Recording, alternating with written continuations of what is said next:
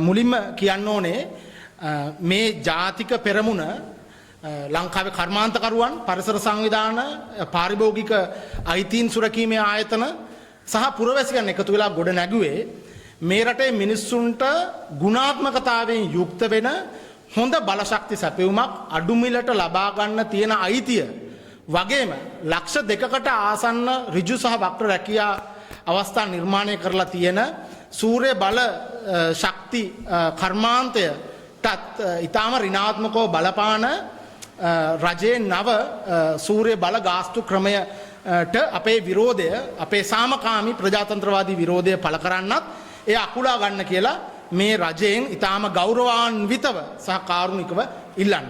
ඔගොල්ලෝ හැමෝම දන්නවා ලෝකේ වහල මත සවිකරන සුළං බලාගාර එහෙම නැත්නම් සූර්ය බලාගාර විශේෂයෙන්ම ලංකාව වගේ රටවල රජය මගින් ඊටාම සහන මිලකට පවත්වගෙන යන්න සහාය ලැබෙන ක්ෂේත්‍රයක්. ලංකාවෙත් මෑතක් වෙනතුරු ජාතික ප්‍රතිපත්තිය උනේ ජාතික ප්‍රතිපත්තිය පමණක් නෙමෙයි ලංකාවේ බලයට එන සියලු දේශපාලන පක්ෂවල ප්‍රතිපත්ති ප්‍රකාශය උනේ මේ ක්ෂේත්‍රය ඉදිරියට ගෙනියන්න දිය යුතු අත්‍යවශ්‍යම මේ රටේ ආර්ථිකයේ වර්ධනය තිරසාරව කරගන්න දිය යුතු සහන සහ ගාස්තු ක්‍රමය පවත්වාගෙන යනවායි කියලා. නමුත් අපිට දකින්නට ලැබුණ ඉතාම කනගාටුදායක වශයෙන් විදිහට මේ වසරේ අවස්ථා දෙකකදී මේ රජය සූර්ය බල ව්‍යාපෘති වලට ලබා දෙන ගාස්තුව අත්නෝමතිකව හිතුමතේ වෙනස් කරනවා. මේ පිළිබඳව රජයේ පැත්තෙන් ඉන්න දේශපාලන නායකයන්ටත් වඩා චෝදනා එල්ල වෙන්නේ රජයේ නිලධාරී තන්ත්‍රයට. ගොඩක් අය කතා කරනවා ඩීසල් ගල් අඟුරු අදානි මාෆියාව ගැන, ගොඩක් අය කතා කරනවා නිලධාරී මාෆියාව ගැන. මේ මොන මාෆියාව වුණත් අවසානයේ අපිට දකින්නට ලැබිලා තියෙන්නේ මේ රටේ මිනිසුන්ටත් මේ රටට ණය නොවි මිනිසුන්ට රැකියාව අවස්ථා හදලා ආර්ථිකය වර්ධනය කරන්න උරදුන්න කර්මාන්ත ආයතන වලටත් පාරට බහින්න වෙන ආකාරයේ ප්‍රතිපත්තියක් ක්‍රියාත්මක වෙන බව.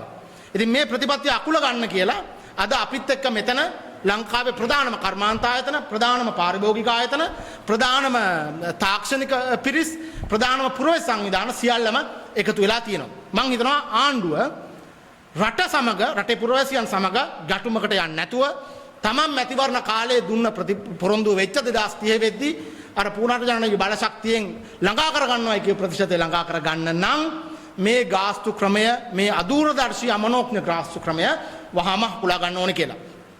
මේක අපි පුරවැසියන් වශයෙන් මේ රටේ ප්‍රජාතන්ත්‍රවාදී අයිතියක් සහිත පුරවැසියන් වශයෙන් මේ ඉල්ලීම අපි කරන්නේ අපේ යුතුයකමක් විදිහට සලකලා.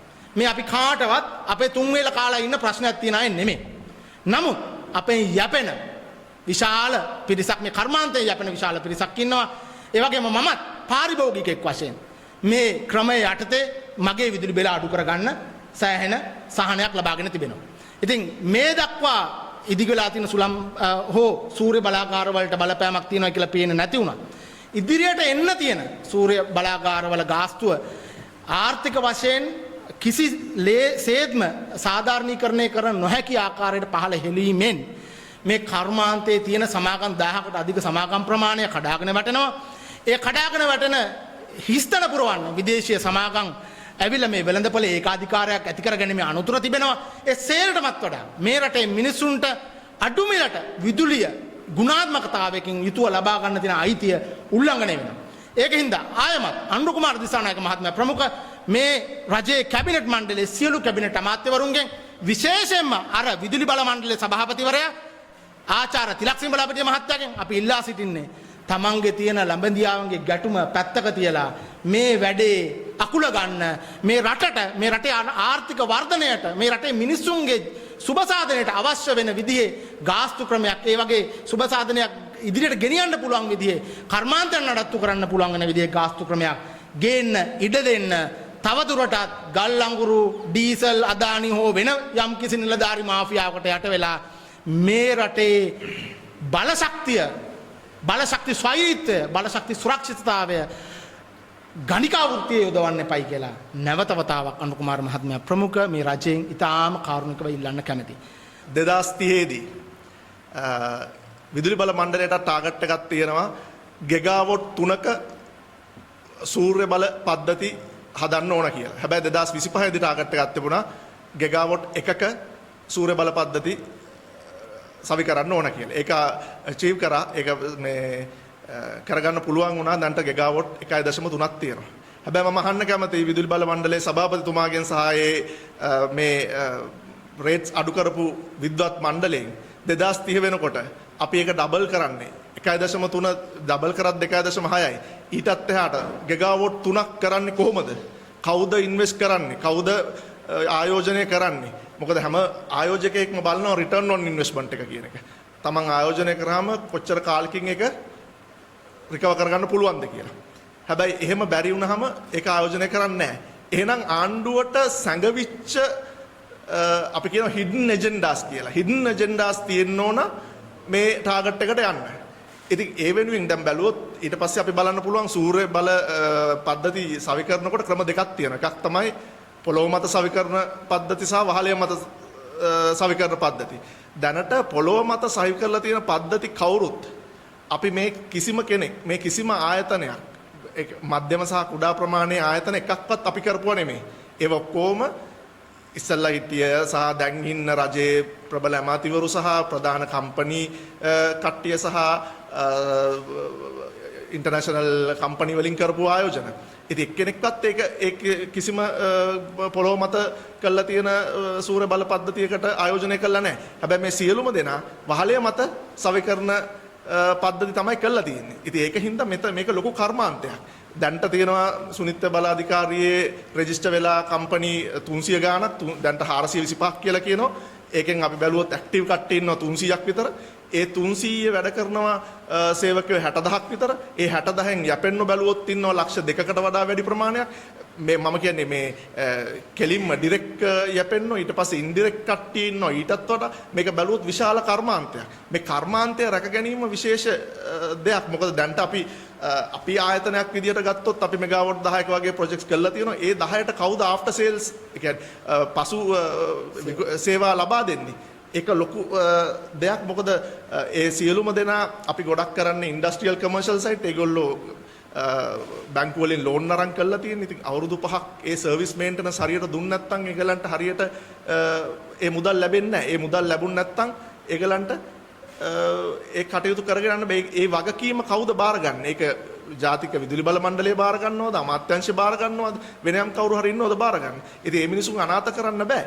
ඉතින් මේ සෝලා අලුත් නව ගාස්තු අනුව කවුරුත් කැමති වෙන්නේ නැහැ. මේ විදියට මුලින්ම තිබුණේ දැන් ගිය අවුරුද්දේ අගෝස්තු 1 වෙනිදා වෙද්දී රුපියල් 37ක් තිබුණා.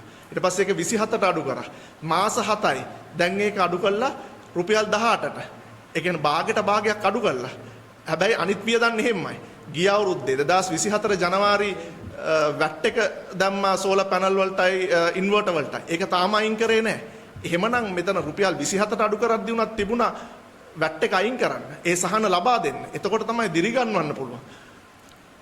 ආයි මම පොළොව මත සවි කරන අපි පුරුදු වෙලා තියෙන ග්‍රවුන්ඩ් මවුන්ටඩ් රූෆ් টොප් සෝලා කියලා.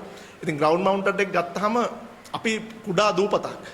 අපේ තියෙන්නේ වර්ග කිලෝමීටර් 65610යි. අපිට ඉඩම් ඕන වුණොත් වගා කරන්න කෑම හිඟයක් ඇවිල්ලා වගා කරන්න ඕන වුණොත් අපිට තියෙන්නේ මෙච්චරයි. අපිට අල්ලන්න එහා පැත්තේ රටක් නැහැ. ඒකින්ද මේ අපි ඉඩම් රැක ගන්න ඕන. ලෑන්ඩ් එක රැක ගන්න ඕන.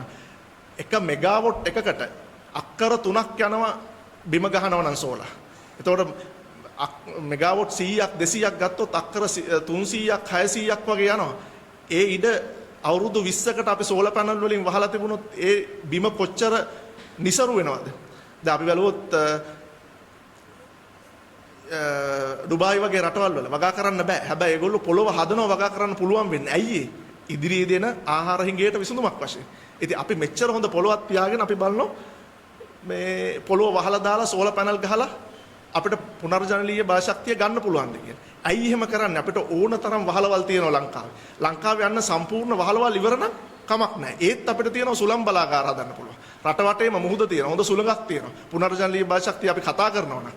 එතකොට වහලවල් මත ඉවර කළා ඊට පස්සේ පුළුවන් අපිට වින්ඩ් ටර්බයින්ස් බලන්න. ඊටත් පස්සේ අවශ්‍ය වුණොත් අපිට ග්‍රවුන්ඩ් මවුන්ටඩ් බලන්න පුළුවන්. ඒ වගේ අපිට මේ අපේ රටට තියෙන සම්පතක් මේක සූර්ය බල ශක්තිය කියන්නේ.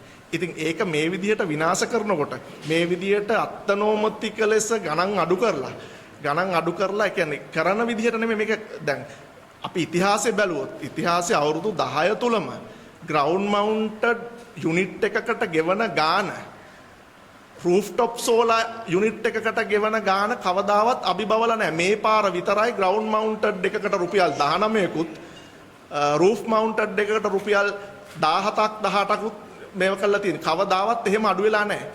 ඉතින් මේ පළවෙනි පාර මේකේ අපි දන්නේ මං කියවර hidden factors මොනවද කියලා. අනිත් විශේෂ කාරණය තමයි අපේ ඉන්ඩස්ට්‍රි එක සෝලා වහලේ මත සවිකරන ආයතනවල ප්‍රධානම දේ තමයි අපි බැලුවොත් වැඩ කරන කට්ටිය 65%ක් 70ක් අතර ඉන්නේ අවුරුදු 20ක් 30ක් අතර. මොකද වහලේ මත සාමාන්‍ය වයසක කට්ටියට ගිහිල්ලා වැඩ කරන්න බෑ. ඉතින් ඒකින්ද ගොඩක් තරුණ කට්ටිය තමයි අපිත් එක්ක වැඩ කරන්නේ. ඉතින් ඒ කට්ටිය ඒ අයගේ රැකියාවල් වලට ප්‍රශ්නයක් වුණොත් ඒ කට්ටිය ආයි ත්‍රිවිල් එකක් අරන් පාරට යන්නද? ආයි කුඩු මද්ද්‍රව්‍ය වලට ඇබ්බැහි වෙන්නද? එහෙම සමාජීය පැත්තකුත් තියෙනවා මෙතන. මොකද මෙතන ලොකු අවදානමක් තියෙනවා අපිට නොපෙනෙන. ඊට වඩා රජයට මුදල් යනවා එහෙම වුණොත් ඒ සමාජ සංශෝධනය කරන්න.